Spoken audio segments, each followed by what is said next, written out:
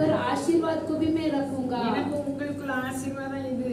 तो आपका और हमारा यही आशीर्वाद है। நம்ம சந்ததி எப்படி இருப்பாங்களா? हमारी पीढ़ियां कैसे रहेगी? அதனால் அவர்கள் புள்ளி நடுவே நீர்க்கால்களின் ஓரத்தில் உள்ள அலரி செடிகளை போல இருப்பாங்க. उसके जो पानी निकल जंगल में से भी वो बहुत फैले हुए फले हुए रहेंगे। இப்போ நம்ம கர்த்தருக்குள் இருக்கும்போது நம்ம நாமத்தை கூட தரிப்பாங்களாம். हम परमेश्वर के अंदर रहेंगे तो अपने नाम को भी दे देंगे। சொல்லிட்டே போனா அது அளவிட முடியாத அவருடைய அன்பு. उससे कहते ही जाएंगे तो उनके प्रेम के बारे में हम नाप नहीं सकते।